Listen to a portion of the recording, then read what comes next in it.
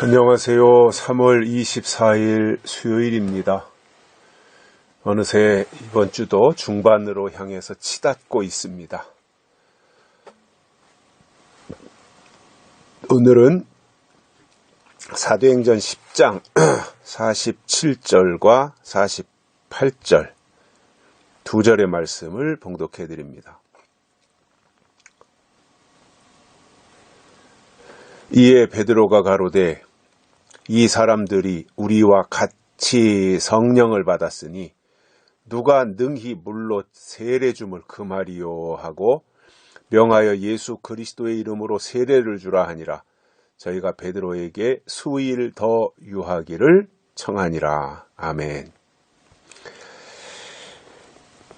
하나님의 말씀이 베드로를 통하여 전파되고, 그래서 베드로가 말씀을 증거할 때에 베드로를 통해서 말씀을 듣는 모든 사람들에게 성령이 내려오셨습니다. 그래서 제가 어제도 설명했었죠. 말씀이 먼저 임하고 그리고 성령이 오는 것이다. 항상 그렇습니다. 말씀이 있어야 성령이 있는 거예요.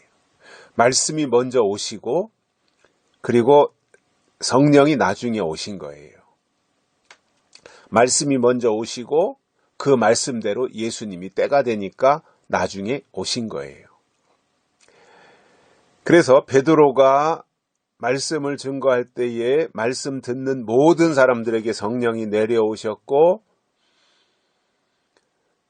그리고 그 성령 받은 사람들이 방언을 말하며 하나님을 높여드리는 이 역사가 있었고요. 그래서 그러한 광경을 이제 지켜보던 유대인들을 향해서 베드로가 말합니다. 이 사람들이, 이방인들이죠. 이 사람들이 우리와 같이 성령을 받았으니, 자, 이방인들에게도 성령 임한 겁니다. 이게 구약과 신약의 차이예요. 구약의 할례는 유대인들만 받았어요. 그런데 신약의 성령은 이방인들에게도 내린 거예요. 그래서 이방인 시대라고 설명을 하는 거죠. 그래서 그들이 이방인들이 성령을 받았으니 누가 이 사람들에게 물로 세례 주는 것을 금하겠느냐? 성령 받았는데 세례 주는 게 무슨 문제가 되느냐? 하나님이 이들에게 성령을 주셨는데 우리가 이들에게 세례를 주는 게 뭐가 문제가 되느냐 이거죠. 그죠? 성령이 오셨으면 된 거지. 성령이 오신 자들에게 물로 세례를 주는 게 뭐 대단한 문제가 되는 건 아니잖아요. 억지로 한다면, 인위적으로 사람이 억지로 한다면 그건 문제가 될 수 있지만 하나님의 방식대로 절차에 따라서 되는 일들이 뭐가 문제가 되겠냐라는 거예요. 그래서 베드로가 이제 사람들을 그렇게 설득시킨 이후에 성령이 오셨는데 무슨 물로 세례 주는 게 문제가 되느냐. 그리고는 예수 그리스도의 이름으로 세례를 주라 이렇게 말했습니다. 그래서 이방인들도 이제 세례를 받게 된 거지요.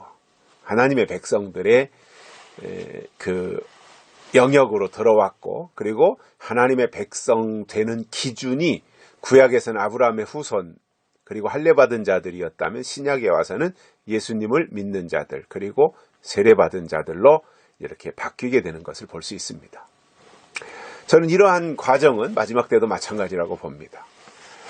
약속의 말씀이 먼저 오시면, 그래서 그 약속의 말씀이 증거될 때 그 말씀을 듣는 자들에게 때가 되어 성령이 임하시는 거예요. 늦은 비 성령이. 그래서 성령이 임하시는 그것을 계시록에서는 하나님의 인치심이다 이렇게 말하는 거예요. 그래서 구약에서는 할례, 신약에서는 세례, 마지막 때는 하나님의 인치심. 이렇게 하나님이 하나님의 백성들을 그 시대마다 구분하시는 방법이었다 이겁니다. 할례로 구분하셨고 세례로 구분하셨으며 인으로 구분하신다 이겁니다.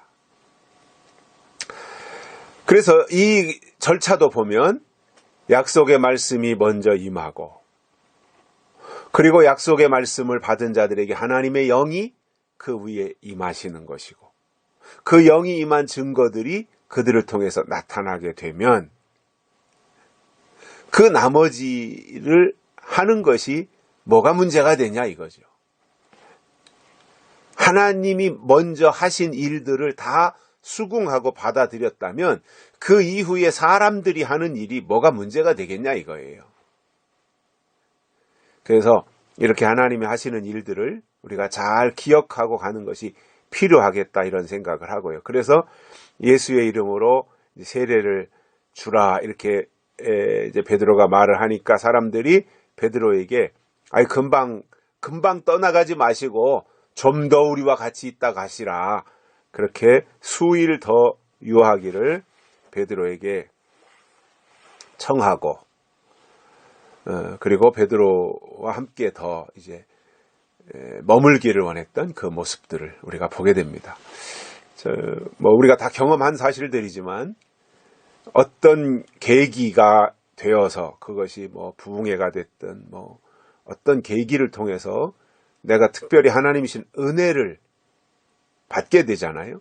그러면 그것이 하나님이 성령을 통해 하신 일이지만 아무튼 어떤 사람을 통해서 그렇게 하신 거잖아요.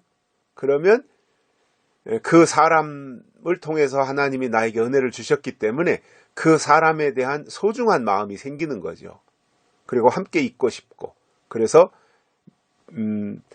더 유하기를 더 함께 거기에 머무르기를 원했던 그 모습 이런 것들이 또 은혜 받은 자들의 반응이 아니겠는가 그런 생각도 가지면서 우리가 하나님의 뜻대로 하나님의 일들을 행하되 하나님이 하시는 절차를 우리가 분명하게 알고 사람의 계획보다 하나님의 계획이 훨씬 더 우선이고 중요하다고 하는 사실들을 우리가 기억하면서 하나님의 뜻대로 살아가는 우리의 삶이 되시기를 바랍니다. 여기까지 하겠습니다. 감사합니다.